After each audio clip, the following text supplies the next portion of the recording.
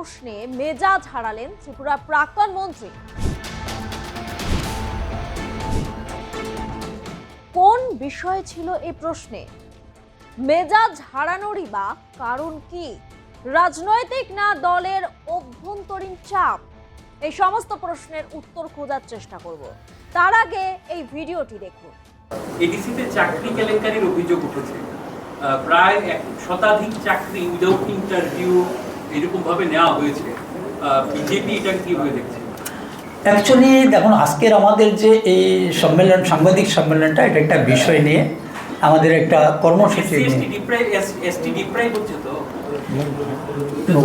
দেখুন, ডিপ্রাইভ আমরা এই ত্রিপুরা রাজ্যের মানুষ, নট অনলি এসসি এসটি, আমরা লম্বা সময় ত্রিপুরা রাজ্যের মানুষ ডিপ্রাইভ, আপনারা সাংবাদিকরাও ডিপ্রাইভ ছিলেন।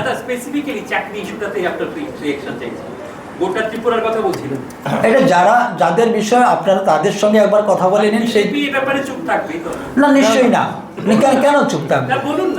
না, ভারতীয় জনতা পার্টি আমরা তো আমাদের 8.5 বছর এখানে সরকার চলছে। আপনারা এখন পর্যন্ত দেখছেন যে আমরা বরাবরই কিন্তু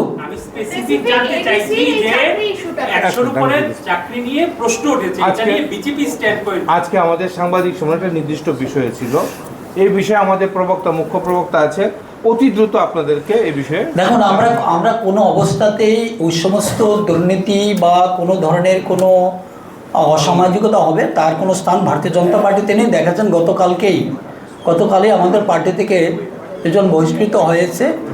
দল এটা কঠোরভাবে দেখে, দল কঠোরভাবে নেয়। তার অনেক উদাহরণ রয়েছে ত্রিপুরা রাজ্যে এবং গোটা ভারতবর্ষে।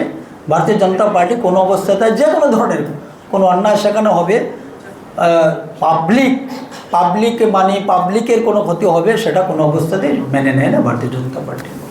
আপনার পুজো পৌঁছে যাক বিশ্বের দরবারে। প্রতি বছরের মতো এবারও আর+ নিউজ নিয়ে এলো শারদাঞ্জলির সেরা সম্মান 2026। অংশ নিতে সকাল 10টা থেকে সন্ধে 6টার মধ্যে সরাসরি যোগাযোগ করুন আমাদের অফিসে অথবা কল করুন 9836323248 এই নম্বরে। শারদাঞ্জলি শুধুমাত্র আর+ নিউজে। এডিসি নিয়োগ দুর্নীতি নিয়ে সাংবাদিকদের প্রশ্নে এইভাবেই মেজাজ হারালেন ত্রিপুরার প্রাক্তন মন্ত্রী তথা বিজেপির রাজ্য সাধারণ সম্পাদক ভগবান চন্দ্র দাস। মঙ্গলবার আগরতলা কৃষ্ণনগরে ত্রিপুরা প্রদেশ বিজেপির রাজ্য কার্যালয়ে এক সাংবাদিক সম্মেলনের আয়োজন করা হয়। সেখানে তিপ্রামথা শাসিত এডিসি প্রশাসনের বিগত দিনগুলোর বিভিন্ন কাজের মূল্যায়ন ও নিয়োগ কেলেঙ্কারি নিয়ে প্রশ্ন তোলেন সংবাদ মাধ্যমের প্রতিনিধিরা।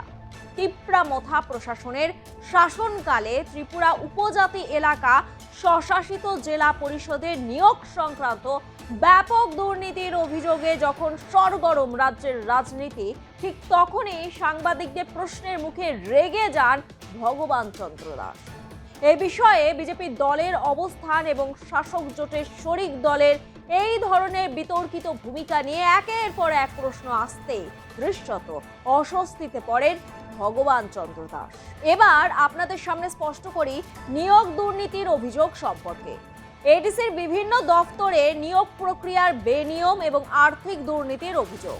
সূত্রের খবর, ত্রিপুরার এডিসি প্রশাসনের বিজ্ঞপ্তি বহির্ভূত ও নিয়ম না মেনে প্রায় 200 কর্মী নিয়োগকে কেন্দ্র করে সম্প্রতি তীব্র নিয়োগ দুর্নীতি এবং স্বজন পোষণের কেলেঙ্কারি প্রকাশ্যে এসেছে। অর্থাৎ স্বচ্ছ ইন্টারভিউ প্রক্রিয়া ছাড়াই বেআইনিভাবে বিপুল সংখ্যক প্রার্থীকে বিভিন্ন দফতরে নিয়োগ দেওয়ার অভিযোগ উঠেছে। এই বেআইনি নিয়োগকে চ্যালেঞ্জ করে ত্রিপুরা হাইকোর্টে একটি জনস্বার্থ মামলা দায়ের করা হয়েছে। মামলাকারীদের দাবি, এই নিয়োগ প্রক্রিয়া সম্পূর্ণভাবে সাংবিধানিক নিয়মাবলী লঙ্ঘন করে করা হয়েছে। বামপন্থী সংগঠন গণমুক্তি পরিষদ এই ঘটনার তীব্র বিরোধিতা করে অভিযোগ করেছে যে এডিসি প্রশাসনের চাকরি বিক্রি করা হচ্ছে। এবার আপনাদের সামনে ভগবান চন্দ্রের মেজাজ হারানোর বিষয়টি স্পষ্ট করি। 28শে জুলাই মঙ্গলবার বিজেপি কার্যালয়ে সন্ত শিরোমণি শ্রী গুরু রবিদাস মহারাজের 650তম জন্মজয়ন্তী উপলক্ষে বিজেপি সম্প্রীতি সংকল্প অভিযান কর্মসূচি নিয়ে এক সাংবাদিক সম্মেলনের আয়োজন করেছিল। সেই সম্মেলন চলাকালীন সংবাদ মাধ্যমের প্রতিনিধিরা সাম্প্রতিক নিয়োগ কেলেঙ্কারি ও ব্যাপক আর্থিক দুর্নীতি নিয়ে প্রশ্ন তোলায় ক্ষুব্ধ হয়ে মেজাজ হারায়। কেননা দুর্নীতি বিষয়ে ত্রিপুরার বিজেপি দলের অবস্থান এবং শাসক জোটের শরিক বিতর্কিত ভূমিকা নিয়ে একের পর এক প্রশ্ন আসতেই তিনি দৃশ্যত অস্বস্তিতে পড়েন। নির্দিষ্ট বিষয়ের বাইরে গিয়ে প্রায় 100 চাকরি বিনা ইন্টারভিউতে নেয়ার অভিযোগ নিয়ে প্রশ্ন করা হলে তিনি সদুত্তর দেওয়ার পরিবর্তে সাংবাদিকদের প্রশ্ন করার ধরন এবং উদ্দেশ্য নিয়ে পাল্টা ক্ষোভ উগরে দেন। ইতিমধ্যেই ত্রিপুরার বিজেপি একটি প্রতিনিধি দল রাজ্যপালের দ্বারস্থ হয়ে এডিসি নিয়োগ প্রক্রিয়ায় দুর্নীতির অভিযোগ জানানোর পাশাপাশি উচ্চ পর্যায়ে তদন্তের দাবি জানিয়েছে। এমনকি এই দুর্নীতি প্রতিবাদে ও অসন্তোষ প্রকাশ করতে বিজেপি এডিসি নবনির্বাচিত সদস্যদের শপথ গ্রহণ অনুষ্ঠান বয়কটের মতো কড়া সিদ্ধান্ত নেয়। কি রে, তোর বেশ র্যাশ হয়েছে দেখছি। হ্যাঁ রে, কি করবো বলতো, র্যাশগুলো কিছুতেই কমছে না। অনেক কিছু ইউজ করলাম তবুও কমছে না। তুই এম্বার গৌরীদেবী হসপিটালসে দেখাতে পারিস, ওখানে ভালো এক্সপিরিয়েন্স ডার্মাটোলজিস্ট আছে। গৌরী দেবী হসপিটাল, রাজবাঁধ, দুর্গাপুর। যোগাযোগ 8001003333, 8001113333। এদিকে অভিযোগ খতিয়ে দেখতে এবং প্রশাসনিক স্বচ্ছতা ফেরাতে তিপ্রামথা সুপ্রিমো প্রদ্যোৎ কিশোর মাণিক্য দেববর্মা একটি রিফর্ম কমিটি গঠন করার কথা ঘোষণা করেছেন এবং অনিয়মের মাধ্যমে হওয়া সমস্ত নিয়োগ বাতিল করা হবে বলে স্পষ্ট বার্তা দিয়েছেন। একদিকে সরকারে বিভিন্ন স্তরে তিপ্রামথার সঙ্গে বিজেপির জোট বা সুসম্পর্ক রয়েছে, অন্যদিকে এডিসি প্রশাসনে দুর্নীতির অভিযোগে বিজেপির আক্রমণ তিপ্রামথা নেতৃত্বকে অস্বস্তিতে ফেলেছে। আর এই দুর্নীতি সংক্রান্ত সাংবাদিকদের বিভিন্ন প্রশ্নের মুখে মেজাজ হারানোর ঘটনা প্রমাণ করে যে বিষয়টি নিয়ে ত্রিপুরার রাজনৈতিক মহলে চাপ সৃষ্টি হয়েছে।